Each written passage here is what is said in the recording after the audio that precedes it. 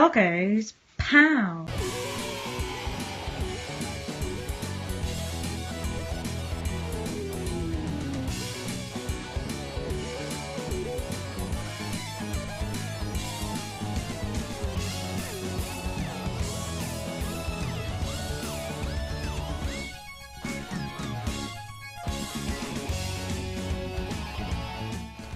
So let's have a look at some games which were created initially as sequels to popular arcade games, but were then not the sequels they intended to be. Are you intrigued? Watch more to find out. Right, so first off we have Beyond the Ice Palace, and I'm going to get something out of the way here first. Chinny covered this on his channel a month or two ago, and I'm totally not stealing his idea. In fact, Sergeant Goat mentioned it a few months ago on a phone conversation when we were talking about stuff, and then reminded me a couple of days ago it existed, along with a couple of other games, which we'll be getting to soon. So sorry Chinny, not completely copying you, but I am going to be treading some of the same ground. Using a joystick, yes. Summon spirits from spacebar, pause with P, keys are okay, yes. So, right. Straight off the bat here, we pretty much have a Ghosts and Goblins clone, and that's where this comes in. And I've picked the wrong sodding weapon already. Shit. It's like Elite Systems went to Capcom and said, yeah, we liked having Ghosts and Goblins and converting it to home systems. Can we do a sequel? And Capcom went, nah, you're right, mate. We've got a better idea.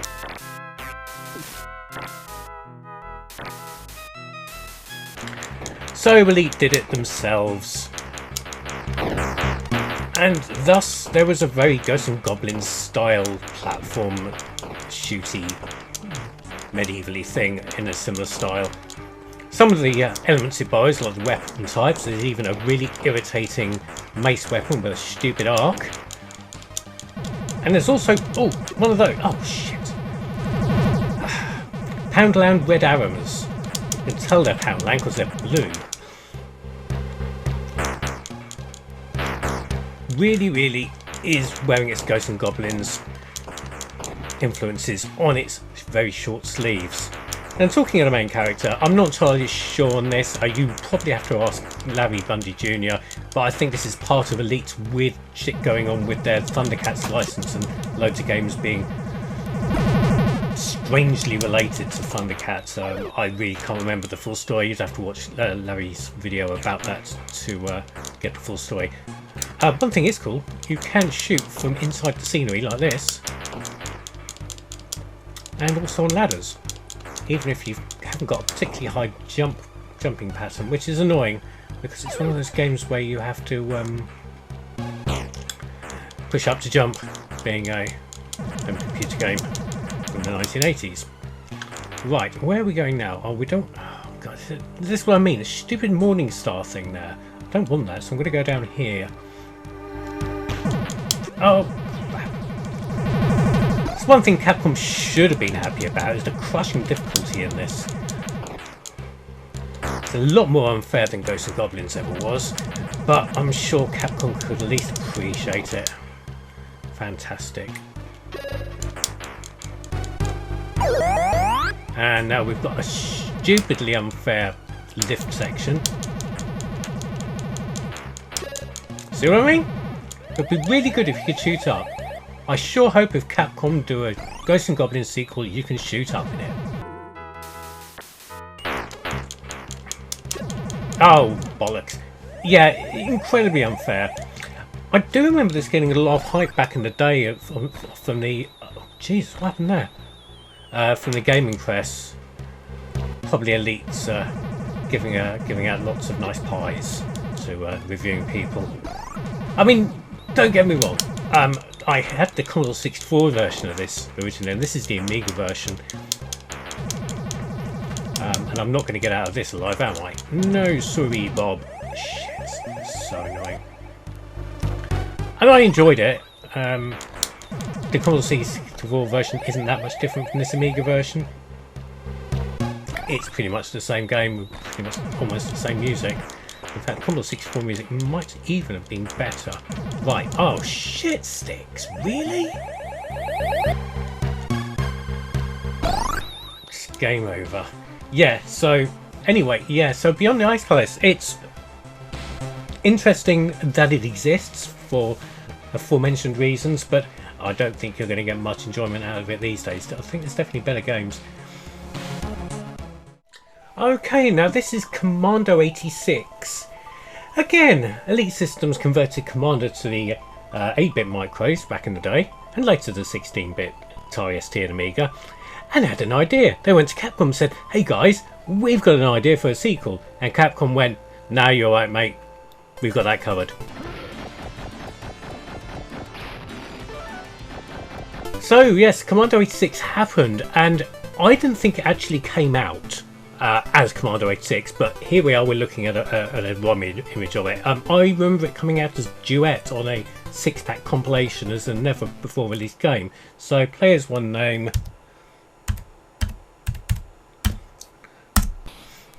level 1. So we have a game which looks a bit like Commando. Well, what you've actually got here is pretty much Gauntlet, and a very, very poor Gauntlet at that.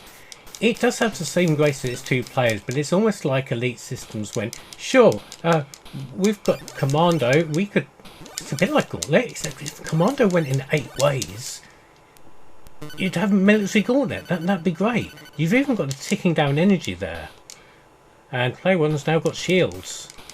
And you've got the monster generators, but you've got this absolutely awful, awful colour scheme. Absolutely dreadful.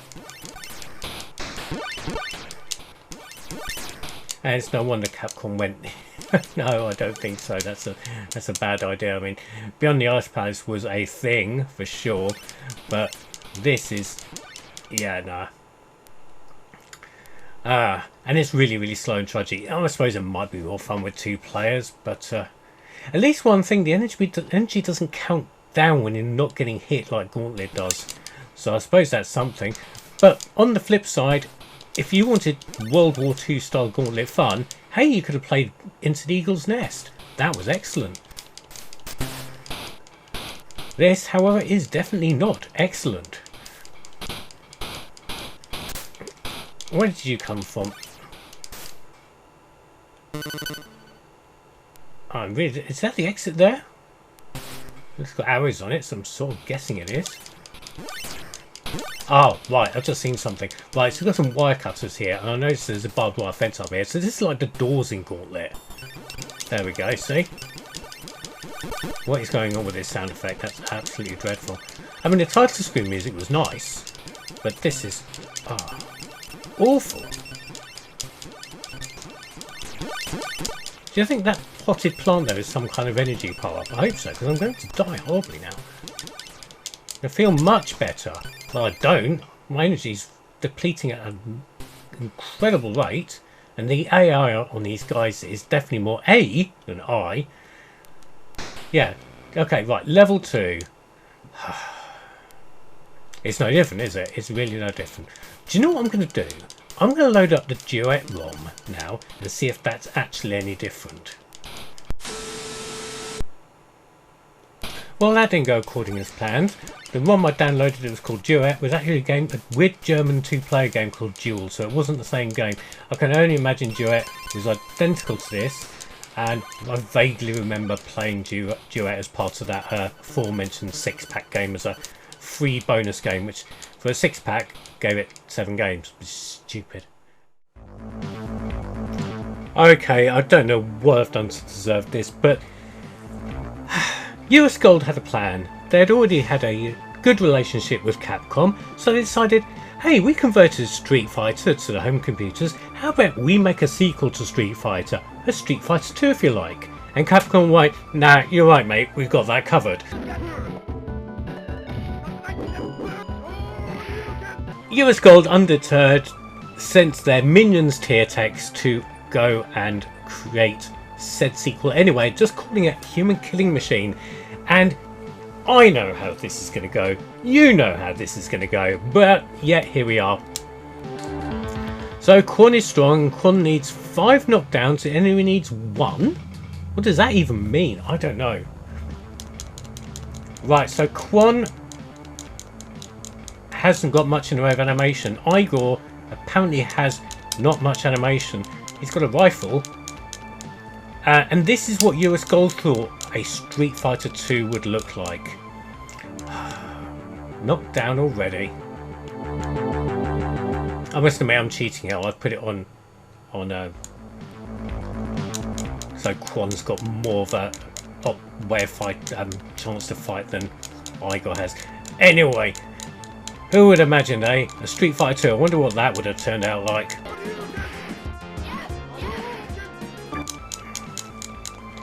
But this is famously an awful game. Yesterdeen, I think, touched on it. I think Rose Tinted Spectrum has touched on it. In fact, more people have touched this than, well, I suppose Igor's mum, I guess.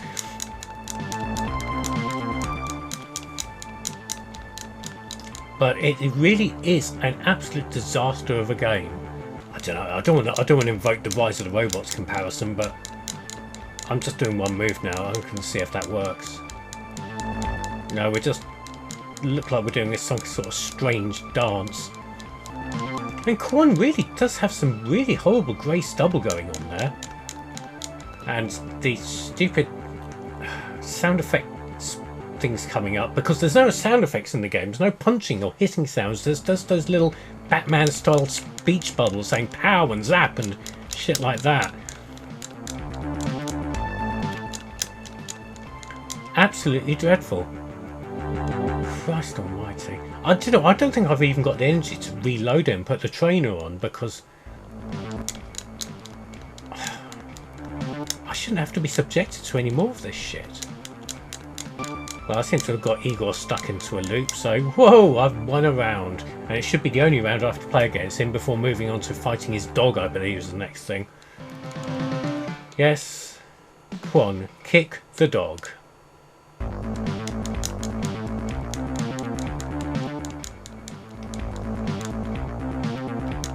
What?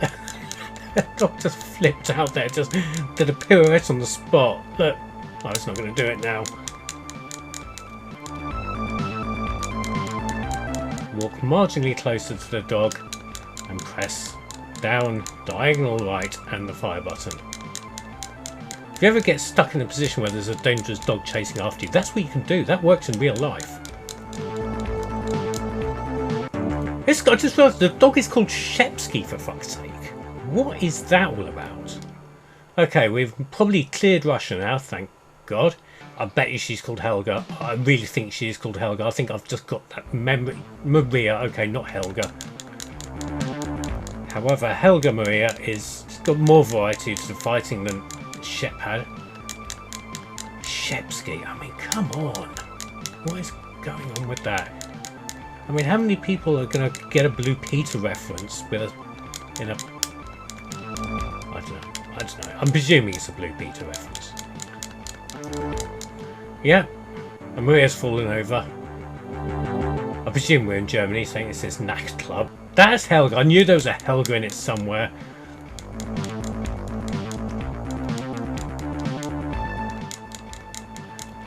So you remember all your moves you'd learned from Street Fighter over the years. None of them apply here at all.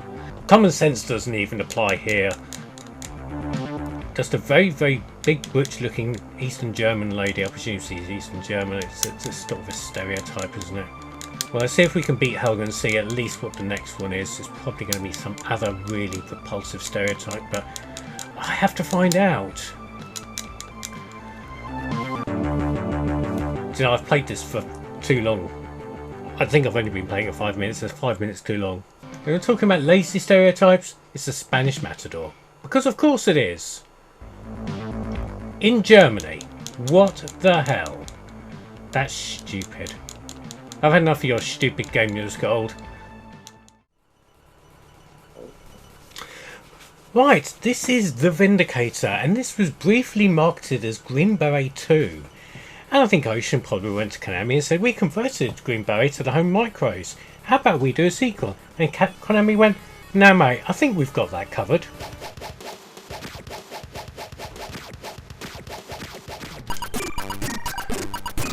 Right, here's Mr. Vindicator in a weird sort of maze sort of thing. It's little disconcerting because you're pushing up and down changes your direction. See north and south and that, and then moving left and right moves in a direction. I do remember a lot of the magazines publishing maps of this, but it looks okay. It looks quite nice. We have a small window to play in here, and I'm not entirely sure where I'm supposed to be going. Passable 3D effect. And aliens, you know, like Green Beret had aliens, so this had aliens. So you pick up these key cards, and oh no, I wanted to go that way. Oh no, now I've gone this way. Nothing in here, unless you go in the terminal. No, I know there's some sort of thing with terminals here. It's strange you can't walk up into the screen, you can only walk down. Well, pushing up changes your perspective, and I can't go any further down because it's obviously a wall. So turn around. Now it should be that door there. Is that the door I just went into? No, it's another alien. Probably has something nice for me to drop. Or drop something for me nice, I don't know. There we go. Another key card of some description. If I've been... Oh, do you know, I keep on pushing up instinctively to go past somewhere where I've missed. So I've got to turn around, walk down one bit, turn up, and then, yeah, and then do that. Have I been in here? Probably. Who knows? Let's go this way. And I remember buying this full price from the, what's it, the PCW show back in the day. Because Ocean were hyping the hell out of it back in whenever this was, 1988 or whenever.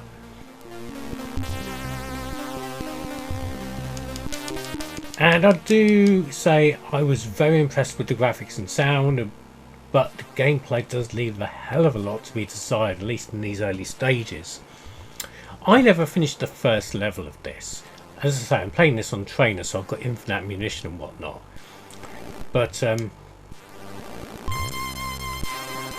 it mixes it up for the second part of the game, which, to be honest, we should have a look at, because this isn't going to change anytime soon.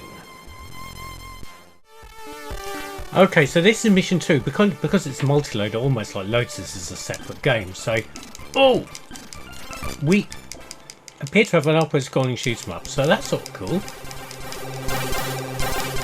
But a very, very squashed display one at that. Very fast moving, reminds me of Swift, some degrees.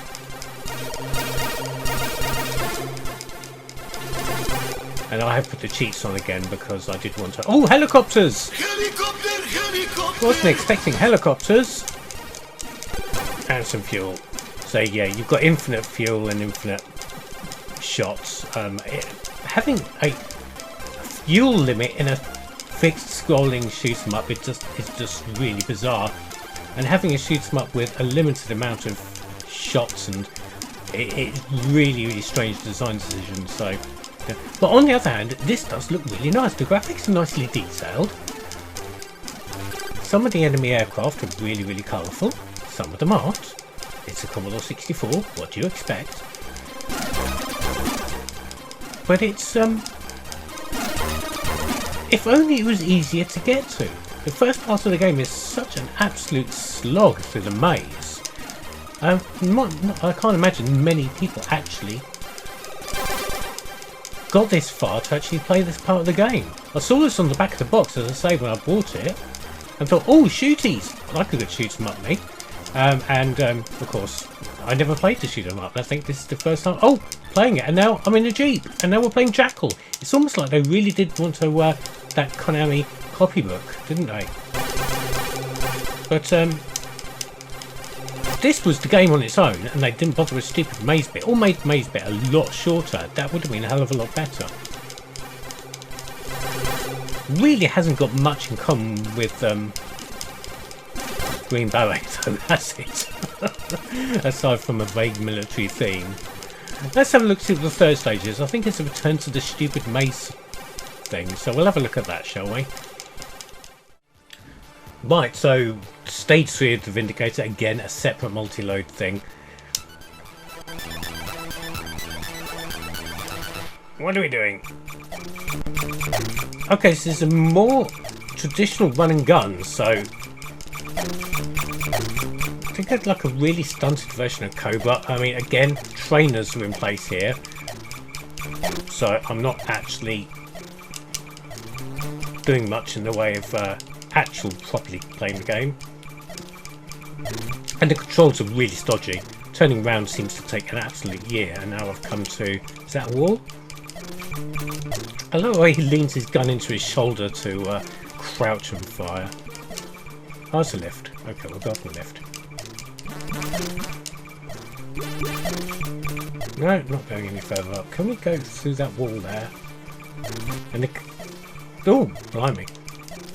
So, okay, so this is sort of a mazy sort of thing, and that was annoying. Fell straight through a floor there, didn't know that was going to happen. Again, very competently programmed, it looks really nice. And if it was tightened up, controls were tightened, this would make quite a fun run and gun.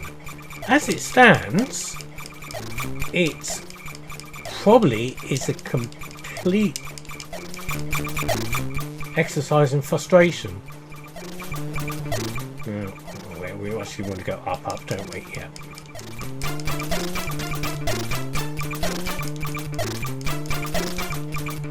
Okay, that's a wall that I can't get past.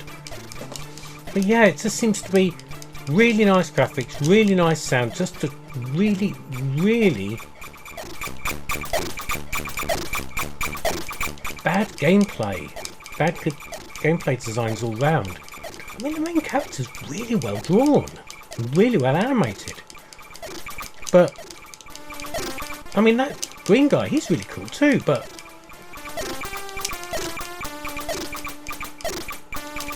it's just, without cheats, it would be just incredibly unfair. At least I can't see any ammo counters or anything like that.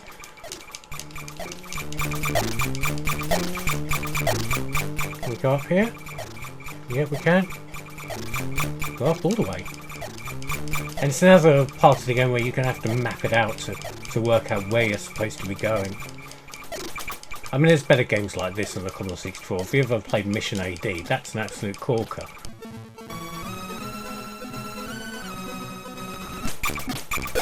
But yeah, this is style over substance 101. It's a shame, really. Missed opportunity there. So it's the Vindicator. It's nothing like Green Beret. It's nice graphics, not much gameplay, and shouldn't be confused with a game called Vindicators, which was by Atari, which I'm not going to play. So there were 4 sequels that never were. What did you think of them?